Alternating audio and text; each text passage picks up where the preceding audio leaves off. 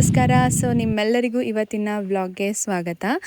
ಇವತ್ತಿನ ವ್ಲಾಗ್ನ ವಿಶೇಷತೆ ಏನಪ್ಪ ಅಂತ ಅಂದರೆ, ನಾವು ಸಾಗರದಲ್ಲಿ ರೋಟ್ರಿ ಕ್ಲಬ್ ಅವರ ವತಿಯಿಂದ ಹಲಸಿನ ಮೇಳ ಆಗಿದೆ, ಅದಕ್ಕೆ ಹೋಗ್ತಾ ಇದ್ದೀವಿ. ನಾವು ಹೋಗೋದು ಸಂಜೆ 4 o'clock ಅಷ್ಟೊತ್ತಿಗೆ. ಬಟ್ ಬೆಳಗ್ಗೆನೇ ಎದ್ದು ಫ್ರೆಶ್ ಅಪ್ ಆಗಿ ತಿಂಡಿ ತಿಂದು ಪಾಪುಗೆ ತಿಂಡಿ ತಿನ್ನಿಸಿ ಹೊರಗೆ ಬಂದು ನೋಡಿದಾಗ ಮಳೆ ಬಂದು ತಂಪಾದ ವಾತಾವರಣ ಇತ್ತು. ಆಮೇಲೆ ನಾನು ನನ್ನ ಮಗಳಿಗೆ ಒಂದು ಬೆಲ್ಲದ ಪುಡಿಯನ್ನು ಹಾಕಿ ಕಡಲೆಯ ಮತ್ತು ಡ್ರೈ ಫ್ರೂಟ್ಸನ್ನು ಹಾಕಿ ಒಂದು ಉಂಡೆ ಮಾಡೋಣ ಅಂತ ಅಂದ್ಬಿಟ್ಟು ನಾನು ಅವಳಿಗೋಸ್ಕರ ಉಂಡೆ ಮಾಡ್ತಾಯಿದ್ದೆ. ತುಂಬಾ ಟೇಸ್ಟಿಯಾಗಿ ಬಂದಿತ್ತು. ರೆಸಿಪೀಸ್ ಬೇಕು ಅಂತ ಅಂದರೆ ನಾನು ನೆಕ್ಸ್ಟ್ ವೀಡಿಯೋದಲ್ಲಿ ಪೋಸ್ಟ್ ಮಾಡ್ತೀನಿ. ತುಂಬ ಟೇಸ್ಟಿಯಾಗಿತ್ತು, ತುಪ್ಪ ಫ್ಲೇವರ್ ಹಾಗೆ ಬಾಯಲ್ಲಿ ಸಿಗ್ತಾಯಿತ್ತು.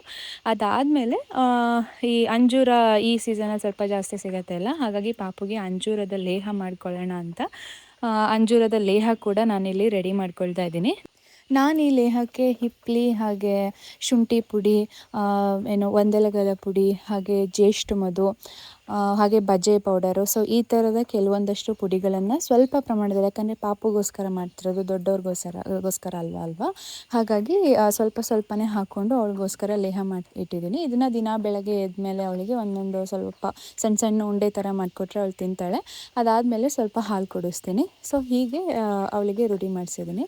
ಈ ಲೇಹ ಕೊಡೋದನ್ನು ಏನಕ್ಕೆ ರೂಢಿ ಮಾಡ್ಕೊಂಡಿದ್ದೀನಿ ಅಂದರೆ, ನಾವು ಅದರಲ್ಲಿ ಕಾಳುಮೆಣಸು, ಬಜೆ, ಹಿಪ್ಪಲಿ, ಆಮೇಲೆ ಜೇಷ್ಟು ಮಧು ಇದೆಲ್ಲದನ್ನು ಹಾಕಿರ್ತೀವಿ ಅಲ್ವಾ, ಒಂದೊಂದರಿಂದ ಒಂದೊಂದು ರೀತಿಯಾದಂಥ ಔಷಧಿ ಗುಣ ಇರುತ್ತೆ. ಇದನ್ನು ಡೈರೆಕ್ಟಾಗಿ ಕೊಟ್ಟರೆ ಅವರು ಕುಡಿಯಲ್ಲ, ಹಾಲಿಗೆ ಹಾಕಿಕೊಟ್ರೆ. ಹಾಗಾಗಿ ಈ ಥರ ಕೊಟ್ಟರೆ ಆ ಅಂಶಗಳೇನಿದೆ ಅದು ದೇಹಕ್ಕೆ ಹೋಗುತ್ತೆ. ಆ್ಯಂಡ್ ಈಗ ರೈನಿ ಸೀಸನ್ನು ಮತ್ತು ನೆಕ್ಸ್ಟು ವಿಂಟರ್ ಸೀಸನ್ ಬರೋದ್ರಿಂದ ಈ ಕಫ ಕೆಮ್ಮು ಆಗೋದು ಆದಷ್ಟು ಅವಾಯ್ಡ್ ಆಗುತ್ತೆ ಅಂತ ಅಂದ್ಬಿಟ್ಟು ನಾನು ಈ ರೀತಿಯಾಗಿ ಲೇಹದ ಮೂಲಕ ನಾನು ಅವಳಿಗೆ ಕೊಡ್ತಾಯಿದ್ದೀನಿ. ಅದಾದಮೇಲೆ ಪಾಪುಗೆ ನಾನು ಬಂದರು ಬಾವ ಬಂದರು ಸಾಂಗಿಗೆ ರೀಲ್ಸ್ ಮಾಡಬೇಕಂತ ಅಂದ್ಕೊಂಡಿದ್ದೆ. ಅವಳಿಗೆ ಪಂಚೆ ಉಡಿಸಿ ಮೀಸೆ ಬರೆದು ತಲೆ ಮೇಲೆ ಟವಲ್ ಕಟ್ಟಿ ರೀಲ್ಸ್ ಮಾಡಿಕೊಂಡೆ. ತುಂಬ ಕೋಆಪ್ರೇಟಿವ್ ಆಗಿದ್ಲು.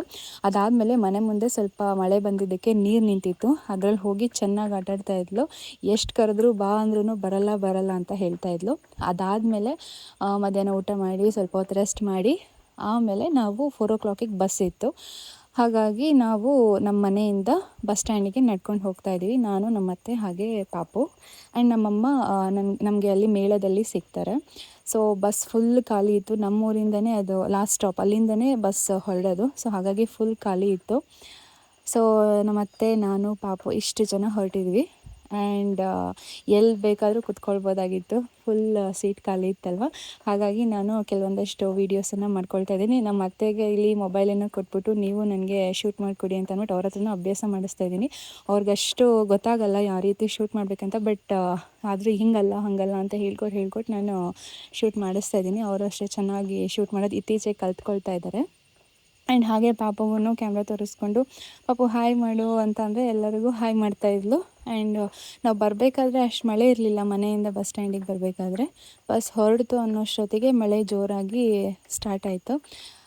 ಪಾಪುಗೂ ಅಷ್ಟೇ ಟೊಪ್ಪಿ ಎಷ್ಟು ಕಟ್ಟಿದ್ರೂ ಕಟ್ಟಿಸ್ಕೊಳ್ಳಲ್ಲ, ಟೊಪ್ಪಿನೆಲ್ಲ ತೆಕ್ಕೊಳ್ಳೋ ಥರ ಮಾಡ್ತಾಯಿದ್ಲು, ಕಿತ್ತು ಹಾಕ್ಬಿಡ್ತಾಳೆ. ನನಗೆ ಆಶ್ಚರ್ಯ ಈ ಟೊಪ್ಪಿನ ಅವಳು ಇಟ್ಕೊಂಡಿರೋದು.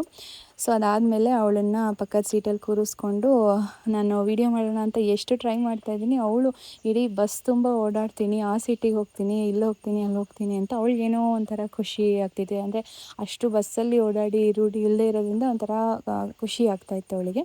ಅದಾದಮೇಲೆ ಹಲಸು ಮೇಳ ನಡೆಯುವಂಥ ಒಂದು ಜಾಗಕ್ಕೆ ನಾವು ಬಂದ್ವಿ. ಆ್ಯಂಡ್ ಅಲ್ಲಿ ಒಂದು ಸ್ಟೇಜ್ ಹಾಕಿದ್ದಾರೆ, ಹಲಸು ಮೇಳ ಅಂತ. ಅಲ್ಲಿ ನಿಂತ್ಕೊಂಡು ನಾವು ಸೆಲ್ಫೀಸ್ನ ತೆಕ್ಕೊಂಡು ನಮ್ಮ ವಾಟ್ಸಪ್ ಸ್ಟೇಟಸಿಗೆ ಹಾಕಿ ಯಾರಿಗೆ ಹೈಯೆಸ್ಟ್ ವ್ಯೂ ಬಂದಿರುತ್ತೆ ಅವರಿಗೆ ಏನೋ ಒಂದು ಗಿಫ್ಟ್ ಹ್ಯಾಂಪರ್ ಕೊಡ್ತೀವಿ ಅಂತ ಅಂದ್ಬಿಟ್ಟು ಅವರು ಆರ್ಗನೈಸ್ ಮಾಡಿದರು. ಅದಾದಮೇಲೆ ಮೇಳದೊಳಗೆ ಹೋಗಿ ಸುಮಾರು ಅಂಗಡಿಗಳು ಬಂದಿತ್ತು. ಸ್ನ್ಯಾಕ್ಸ್ ಐಟಮ್ಗಳಾಗಿರ್ಬೋದು, ಮಕ್ಕಳ ಆಟದ ಸಾಮಾನಾಗಿರ್ಬೋದು, ಉಪ್ಪಿನಕಾಯಿ ಆಗಿರ್ಬೋದು, ಈ ಥರ ಮಣ್ಣಿನ ಮಡಿಕೆಗಳದ್ದಾಗಿರ್ಬೋದು, ಬಟ್ಟೆಗಳಂತೂ ಸುಮಾರಿತ್ತು.